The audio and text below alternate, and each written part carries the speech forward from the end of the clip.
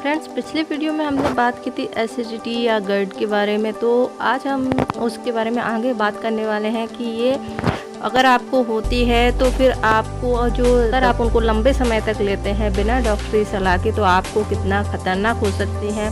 ये आपकी किडनी तक को इफ़ेक्ट करती हैं।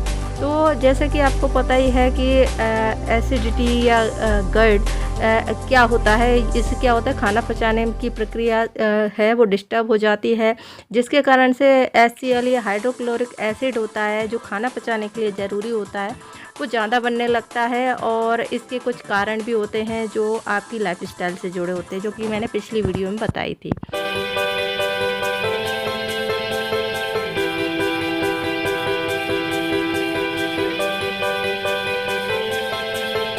खाना जो है उसको पचाने के साथ साथ आपके पेट में घाव कर सकता है, आपकी खाने के नली में घाव कर सकता है। साथ ही ये जब आप सोते हैं तो फिर वो एसिड है या पेट का पानी है वो आपके मुंह में आ जाता है और इस तरह की आपको तकलीफ़ें होने लगती हैं। आपके सीने में जलन होने लगती है, जैसे हार्ट बर्न कहते हैं। निगलने में तकलीफ़ होती है। जो खाना है वो पेट में रुक रुक के जाता है, आपको गले में अटकता हुआ सा लग सकता है।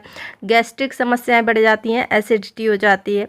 तो इसके लिए आप एंटासिड लेने लगते हैं।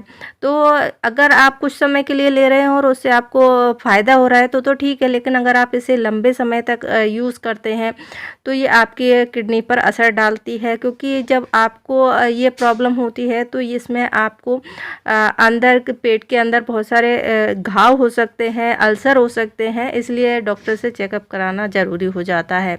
गैस या हार्ट बर्न या एसिडिटी के इलाज के लिए आपको एंटासिड लेते हो या एंटासिड क्विक रिलीफ मेथड से जो काम करती है आप उसे सीधे तौर पर ले लेते हो और आपका जो पेट का अम्ल होता है, HCl होता है, वो प्रभावित हो जाता है।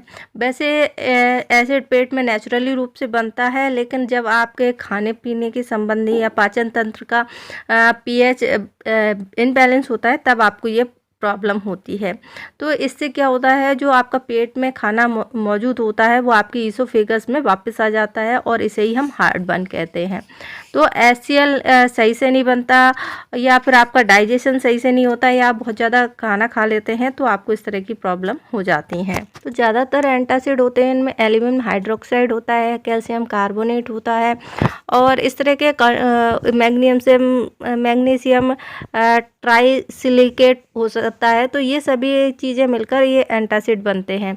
तो जो भी एसिडिटी को ठीक करने वाली दवाई होती हैं उनका एक ग्रुप होता है जिसे हम एंटी एसिड दवाएं कहते हैं। तो ये 3 तरह से काम करती हैं। एक होता है पेट का एसिड को न्यूट्रल करने के लिए ये दी जाती हैं, जिन्हें हम एंटासिड कहते हैं, जो तुरंत आपको राहत देती हैं। दूसरी होती H2 रिसेप्टर ब्लॉकर्स, जैसे निटिडिन, जो कि आपकी पेट की कोशिकाओं में जो एसिड बन रहा है उसको बनने को कम करती हैं और एसिड रिफ्लेक्स को के लिए ये दवाई प्रभावी होती हैं। तीसरी होती हैं ओमोप्रोजोल, प्रोटोप्रोजोल, लेसोप्रोजोल जैसी दवाइयाँ, जैसे PPI कहते हैं या प्रोटोन पंप इनहिबिटर्स कहते हैं, जो पेट में एसिड सिक्रेशन को प्रभावित करती है, रोकने का काम करती है। तो ये सभी आपको डॉक्टर की सलाह से लेनी चाहिए, क्योंकि आपके जो सिम्टम है उसके अकॉर्डिंग आपको दवा लेनी होती है।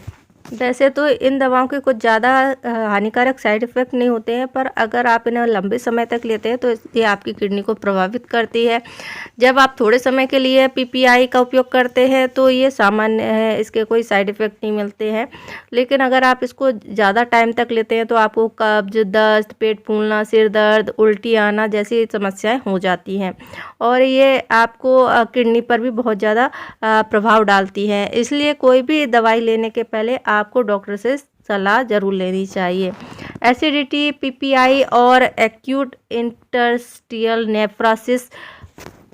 अब बात कर लेते हैं कि ये आपको नुकसान किस तरह से पहुंचाती है। जब आप PPI ड्रग्स का उपयोग लगातार करते हैं तो ये इससे आपके गुर्दे के अंदर सूजन आ जाती है और ये आपके द्वारा ली जाने वाली दवाओं का असर होता है उस पर, और एलर्जी भी हो सकती है। इसकी वजह से आपके गुर्दे में सूजन आ जाती है। अगर आप इसको ट्रीटमेंट नहीं कराते हैं तो फिर आपको आगे जाके बहुत ज़्यादा समस्या हो जाती है।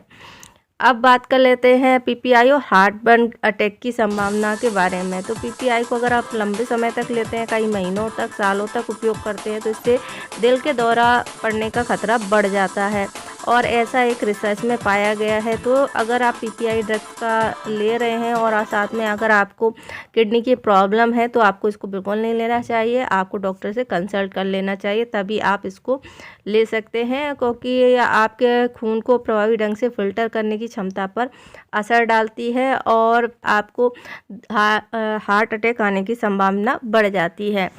तो आई होप आपको वीडियो की जानकारी पसंद आई होगी। जानकारी पसंद आए तो वीडियो को लाइक करें, शेयर करें।